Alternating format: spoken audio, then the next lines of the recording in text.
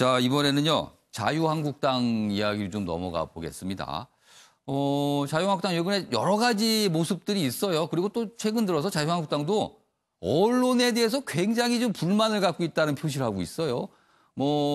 막말 아닌데 막말이라고 언론에서 보도한다라고 해서 그래서 굉장히 거세게 항의하기도 하고 이런 모습인데 글쎄요. 그런 맥락과 관련이 있을지는 모르겠습니다. 최근에 한국당의 모습 저희가 한 2가지 정도 준비했습니다. 보시죠.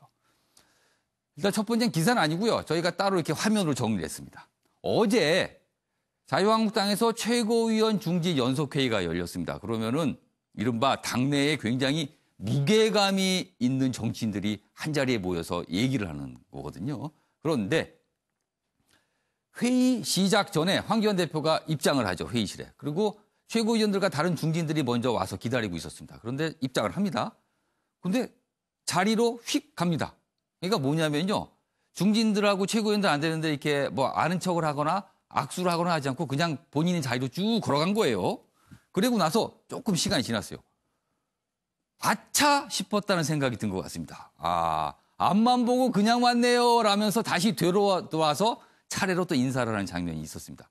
어떻게 보면은 최고위원들과 중진들을 좀 신경 쓰고 존중한다. 이런 취지로 볼 수도 있어요. 그런데 이 모습에 대해서도 여러 가지 이제 말들이 나오고 회자가 되고 있어 저희가 첫 화면으로 준비해 봤는데 직접 영상으로 확인해 보겠습니다. 어떤 모습인지 보시죠.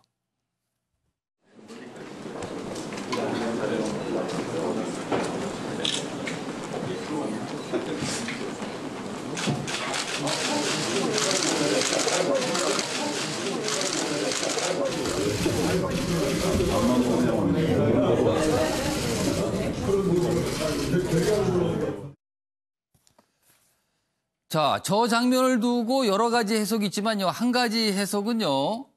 황교안 대표가 요즘에 고민이 많다는 거예요. 뭔가 생각하고 회의장에 들어왔으니까 앉아있는 사람이 눈에 들어오지 않고 그 생각을 하고 있는 거거든요. 그러니까 이렇게 쓱 지나쳤는데 앉으려고 보니까 아차 싶은 거죠. 악수를 안 했네. 인사를 안 했구나. 그래서 다시 돌아가서 악수하고 인사하고 그렇게 했다는 장면입니다. 고민이 많은 황교안 대표. 그와 관련된 기사 준비되어 있습니다. 보시죠.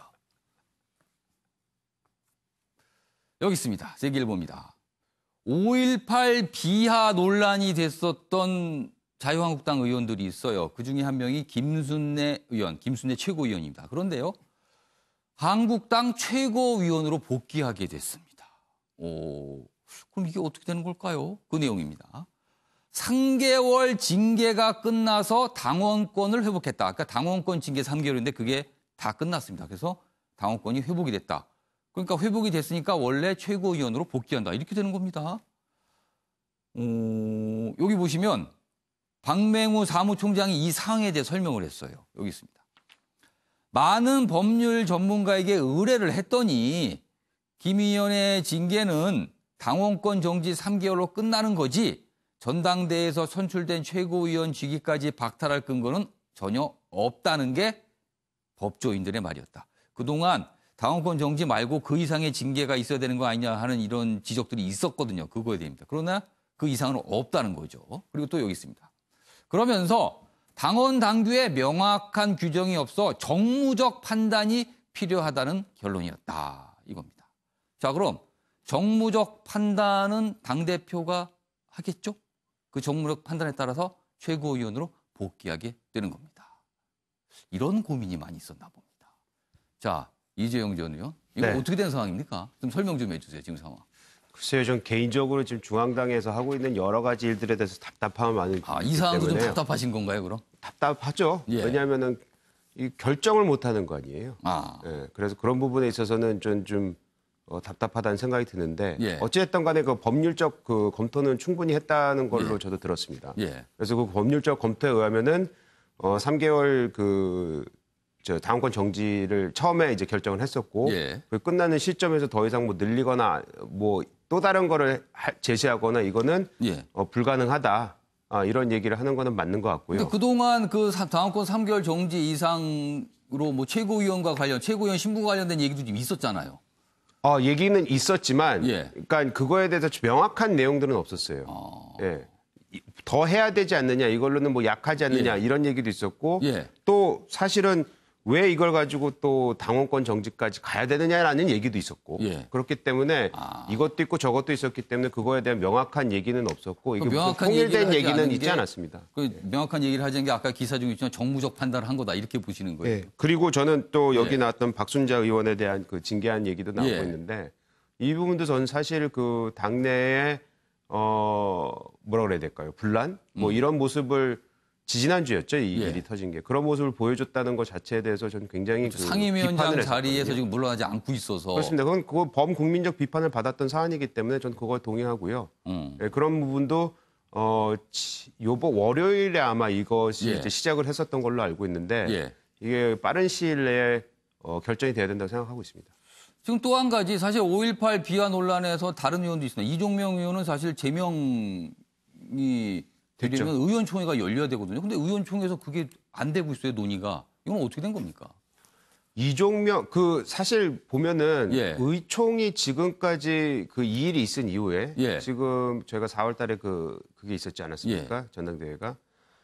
정치적 스케줄을 보시면요. 예.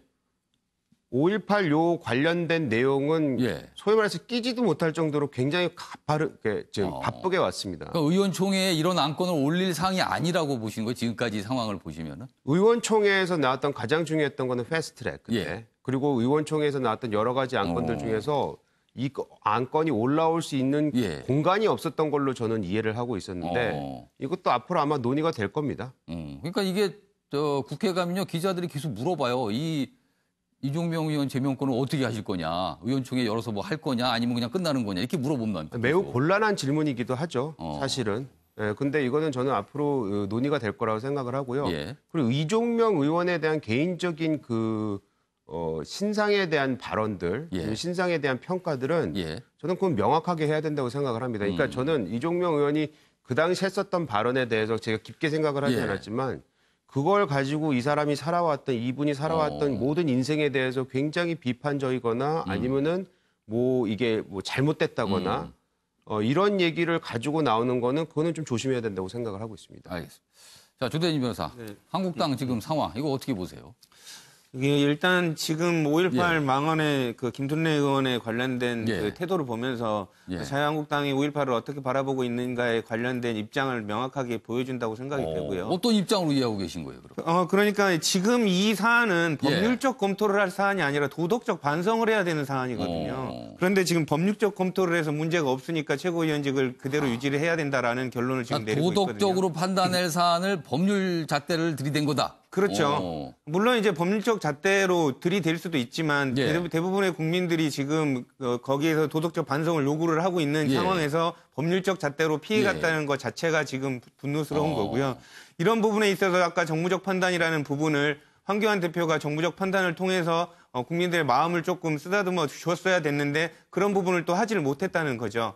그런 부분에 있어서 자유한국당이 충분히 비판을 받았어야 되고 이 사안 같은 경우는 벌써 논의가 끝났어야 될 사안이라고 저는 봅니다. 근데 좀 늦었다. 윤영골 대표님은 좀 어떻게 보십니까? 자유한국당 상황. IQ는 높은데 EQ가 좀 부족한 거 아나요? EQ? 예. 감성지능. 예, 지능 지수는 굉장히 높아요. 다들 변호사 예. 한 자리씩 한 사람 출세한 사람들이니까 IQ는 높아요. 예. 법률적도 문제가 없는 거 다 알아요. 예. EQ, 마음의 감성 지수, 아픈 사람하고 공감하는 능력, EQ가 너무 부족한 것 같지 않아요? 제일 피해야 될 게 세월호 예. 304명의 청년들이 희생됐잖아요. 예. 5.18 무고한 시민이 희생됐잖아요. 예. 또 일본하고 관계, 예. 위안부, 여성 문제잖아요. 예. 이 문제는 진짜 조심해야죠. 난 그 김술래 의원 말도 예. 배경은 이해가 가요. 예. 엉터리 유공자들 예. 5.18 많으니까 예. 그거 좀 가려내서 그거 밝히자 이 예. 얘기인데 꼭 그렇게 말을 EQ가 부족하니까 저렇게 험하게 얘기하냐 말이죠. 예? 세월호도 그렇고 정미경 그 최고위원이 예. 다 요새 최고위원이 문제가 많아요. 정미경 최고도 그 말은 저는 이해가 가요. 예. 이 문 대통령이 배 12척을 이순신 장군처럼 했다고 얘기하니까 그거에 대한 또 그걸 받아쳐서 하는 문 것 같아요. 대통령이 야당 때 세월호 한 척 갖고 지금 탄핵하고 정권 잡은 거 아니냐 했는데 그 말 듣는 국민들이 볼 때는 304명의 학생 생각이 나잖아요. 예. 그러니까 EQ가 좀 부족하다. 그래서 저는 흐름은 예. 자유한국당한테 유리한데 구도는 자유한국당한테 지금 자꾸 불리하게 갑니다. 네. 그럼 흐름은 외부에서 오는 거고 구도는 스스로 만드는 거잖아요. 예. 흐름은 지금 예. 집권당이 안보, 예. 경제 뭐 잘 못하는 게 많잖아요. 예. 그래서 비판 세력이 많아요. 예. 근데 구도 지역적으로 봐요. 호남이나 이쪽이 지금 흔들립니까? 예. 수도권 흔들려요? 자꾸 저런 말 때문에. 그리고 나이 청년들은 예. 자유한국당을 지지하면은 무슨 크게 꼰대인 줄 생각해요. 65세 이상 우리나라 노인 비중이 몇 퍼센트인 줄 아세요? 15%밖에 안 돼요. 65세 이상 자유한국당 많이 지지하죠? 예. 15%밖에 안 돼요. 그러니까 구도는 저는 자유한국당이 불리하기 때문에 예.